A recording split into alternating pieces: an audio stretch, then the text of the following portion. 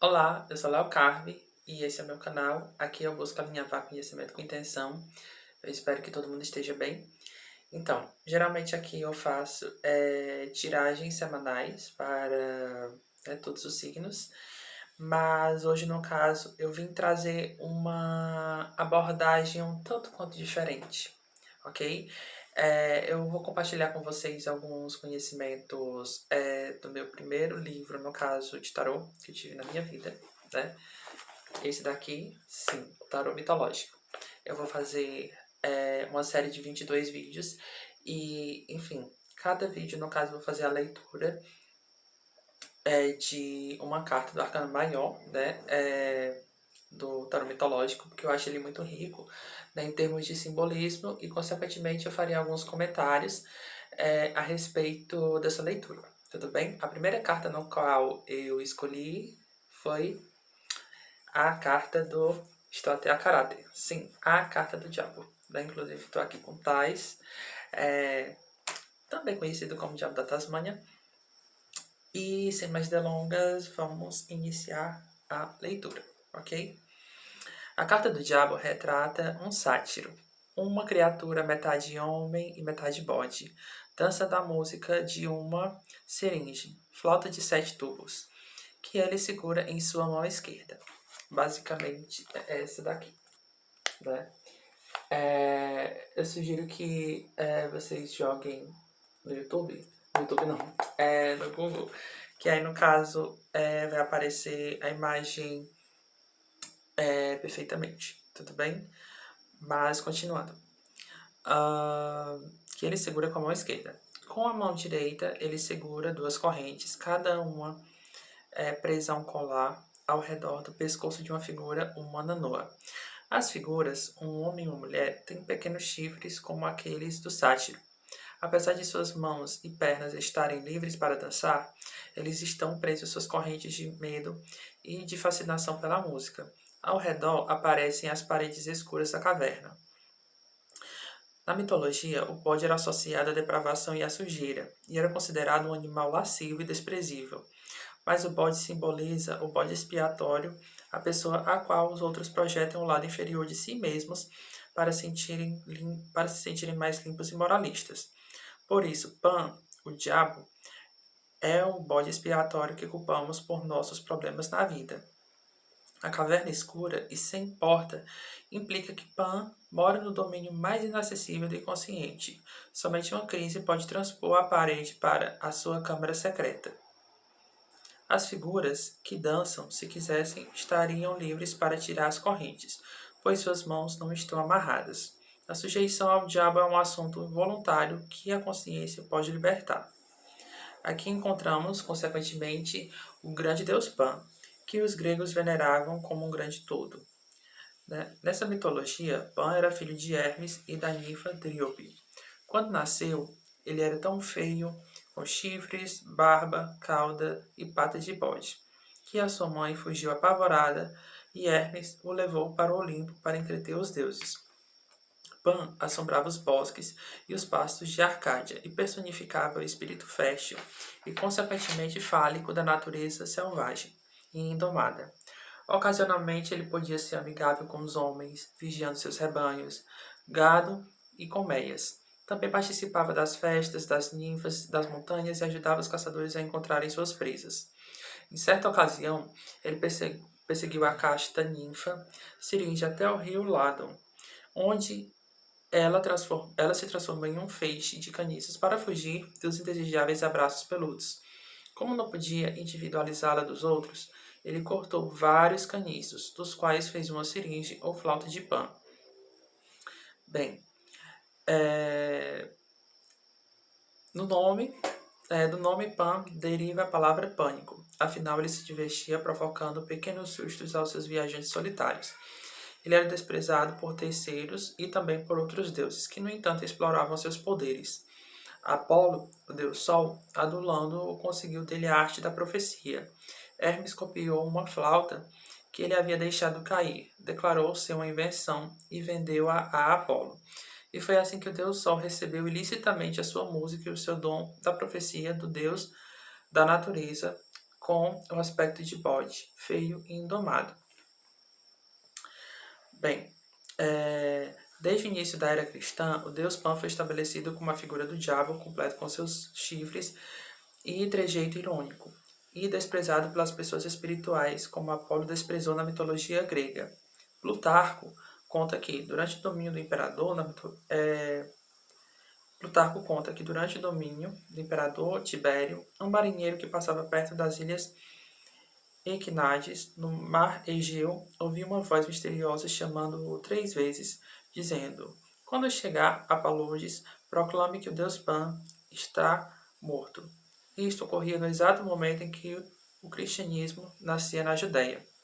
Mas a presença dessa carta entre os arcanos maiores do tarô sugere que Pan não morreu, mas sim havia relegado aos excessos mais profundos do inconsciente, representando tudo aquilo que temos, odiamos, desprezamos e, no entanto, nos mantém presos pelo nosso medo e desgosto. O problema da vergonha, do corpo e dos impulsos sexuais, particularmente os que a psicanálise tanto fez para trazer à luz nesse século, fantasias de incesto, fascinação pelas funções corporais e excreções, o sentimento de ser sujo e mal, peludo, feio e inferior, são os que Pan, o diabo, personifica. Até o homem ou a mulher mais liberada sexualmente pode sentir essa vergonha secreta a respeito do seu corpo. Pode-se sentir alguma nobreza e romantismo no leão furioso na carta da força, nos obstinados cavalos da carta do carro. Contudo, é mais difícil perceber nobreza em Pan. Mas, na mitologia, Pan não era ruim. Ele só era indomado, amoral e natural. A paralisia dos humanos que os leva ao terror e à fascinação cria o problema. A carta do diabo implica bloqueios e inibições, geralmente sexuais, que surgem pela falta de compreensão do Deus. Apesar de feio, ele é um grande todo, a vida nua e crua no próprio corpo, amoral e rude, mas assim mesmo um Deus. A energia empregada em manter o diabo em sua caverna, vergonhoso e oculto, é energia perdida para a personalidade, mas que pode ser liberada com um efeito imensamente poderoso se tivermos a coragem de encarar Pan. Por conseguinte, é muito interessante aqui que nessa leitura, basicamente, enfim, fazendo uma pequena pausa, basicamente, quando você começa a estudar, né, sobre o arquétipo do deus Pan, você tem que entender um pouco sobre o deus Apolo, né, para você até entender essas colocações, né, e também entender um pouco sobre outros arquétipos, né. O louco, né, ao menos nesse livro, ele consequentemente ele é citado em diversas outras cartas de tarô, né, tanto os arcanos maiores como os arcanos menores, ok? Mas continuando, o louco deve aprender a enfrentar com humildade seus próprios aspectos mais inferiores e mais vergonhosos, ou permanecerá eternamente preso aos seus próprios medos. Ou seja, aqui no caso, é muito interessante porque até na carta número 0, né, o louco, no caso, existem associações indiretas, né, à carta do diabo, à carta do deus Pan. Por quê? Porque você tem que lidar com questões as quais são um tanto quanto, muitas vezes, maquiadas. Como assim? Questões as quais você não quer lidar, mas que em algum determinado momento você vai ter que lidar, né? Porque por mais que você reprima, vai chegar num ponto que você, por mais que você tente inibir, esconder determinados pontos, alguma questão, né, seja a nível emocional, seja a nível físico, né, vai precisar ter vazão. Então, consequentemente, existe esse desafio, né? Mas continuando. Onde é que eu tava? O louco deve aprender a enfrentar com humildade seus próprios aspectos mais inferiores e vergonhosos, ou permanecerá eternamente preso aos seus próprios medos. Então, para poder esconder esse segredo vergonhoso, ele deve pretender ser superior, e assim projeta sua parte animal em outras pessoas, levando ao preconceito, à inveja e até à perseguição de indivíduos de raças que, para ele, são maus. No sentido divinatório, né, a carta de Pan implica a necessidade de um confronto com tudo que na personalidade seja sombrio, vergonhoso e inferior.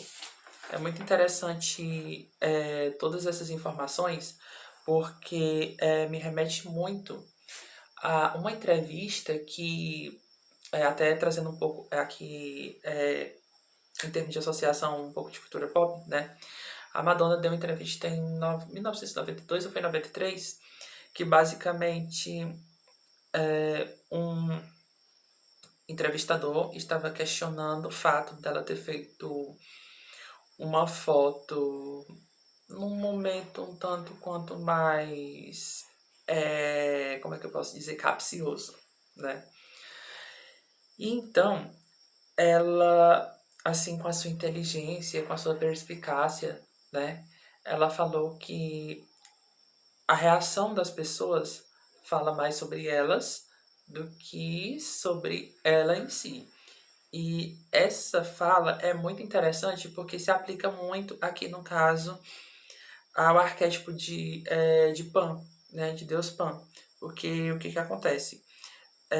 Muitas vezes é muito mais fácil você apontar no outro questões as quais incomoda você, seja visualmente, né, emocionalmente, psicologicamente no outro, do que você buscar entender as suas sombras.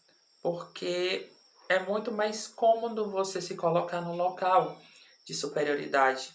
É muito mais cômodo você se colocar em um local que, consequentemente, você não vai ter que ficar se apontando. É muito mais fácil você apontar questões no outro, inferiorizando o outro, colocando o outro numa posição mais um tanto quanto animalesca e, consequentemente, abaixo de você, sendo que muitas vezes talvez aquilo que você aponte no outro, talvez você também tenha em você, mas você, por talvez em algum aspecto da sua vida você acabe maquiando, né, para que você não transpareça totalmente as suas facetas, no caso, além da sua luz, as suas sombras, você não deixe desses aspectos de sombras, defeitos e questões pessoais suas transparecer, para que então você possa meio que se dar ao luxo de apontar no outro, né? E, consequentemente, ter essa tendência de se colocar como uma pessoa que possa ser melhor, né? Do que a outra, né? E assim, o que mais que eu posso colocar aqui? Assim, internamente, no caso, o Deus Pan, ele pode também ser uma imagem de sujeição a um aspecto mais rude e instintivo, né, no aspecto da natureza humana. Como assim? Você pode ter aspectos os quais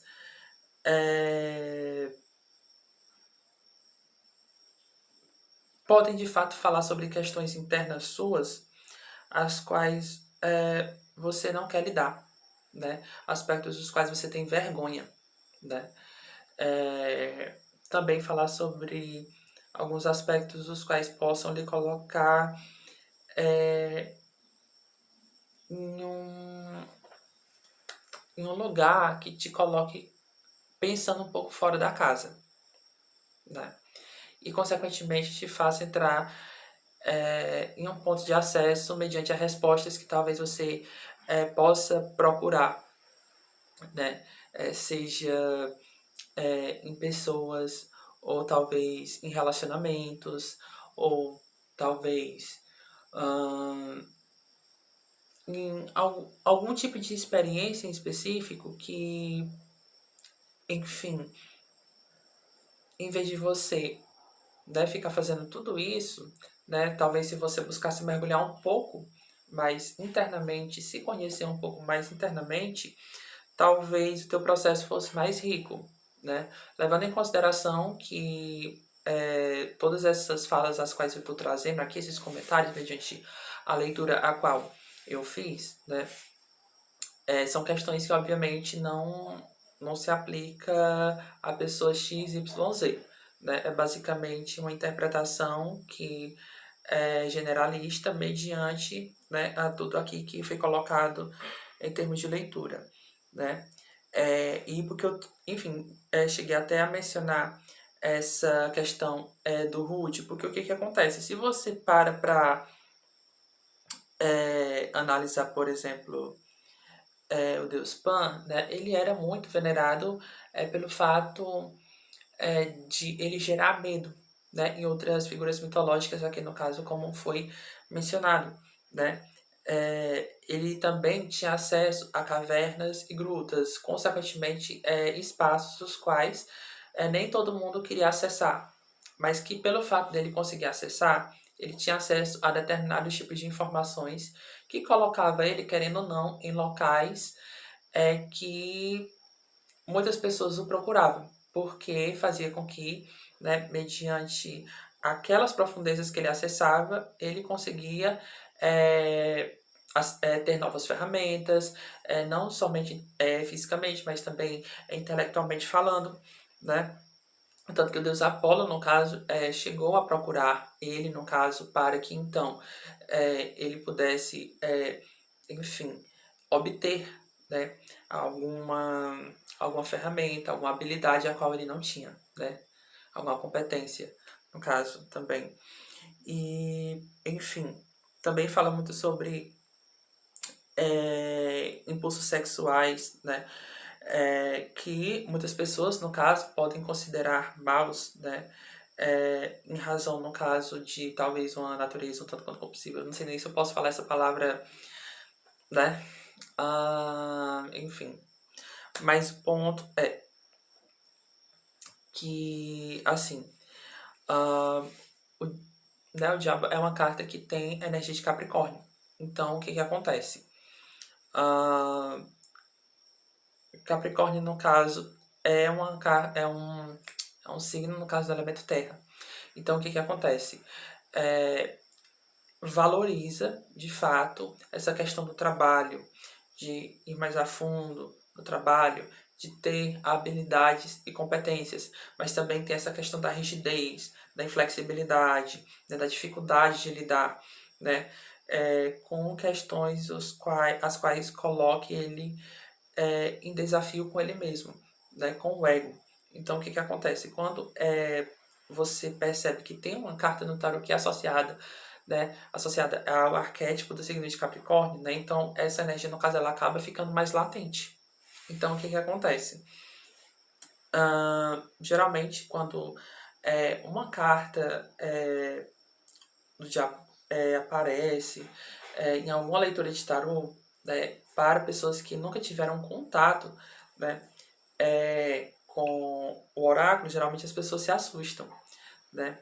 É uma carta que realmente ela pode falar sobre vícios, ela pode falar sobre questões as quais são ligadas a impulsos, questões às quais você não quer lidar, mas também é uma carta muito convidativa para que você possa explorar processos os quais, embora densos, vão te colocar em acesso para caminhos os quais você pode obter respostas às quais você talvez estivesse buscando por meses, por anos, e consequentemente ali, naquele momento que talvez possa ser bastante doloroso, que possa lhe gerar muitas lágrimas, que possa lhe colocar de fato ali em muita dor, né? Mas na mesma proporção, conforme você for amadurecendo, né, e lidando com essas questões densas, né, você vai entender que o ato de você lidar com todas essas questões que não são fáceis é um processo de lapidação para que então você possa subir na escala evolutiva da sua vida, né, na sua jornada pessoal, né? E sem se comparar, né, com terceiros, entender que a sua jornada é única, que você é uma pessoa única, né? Que, enfim, que é um processo que merece ser respeitado, né? Mas que existem pontos os quais você não pode necessariamente rejeitar, né? Que em vez de você colocar para debaixo do tapete o sujo, por que não fazer o processo de limpeza? Por que não abraçar todas essas facetas as quais você considera mais estranhas, né? E julgadas, e usar todos esses elementos a seu favor, né? Então, basicamente, essa a reflexão final que eu deixo mediante a carta, no caso, de Pan, né? No caso, a carta do diabo, ok? Eu agradeço a quem assistiu esse vídeo até o final, certo? E eu espero que todo mundo continue acompanhando a série de vídeos que eu vou fazer mediante os arcanos maiores do tarô mitológico. Tudo bem? Um abraço e até breve.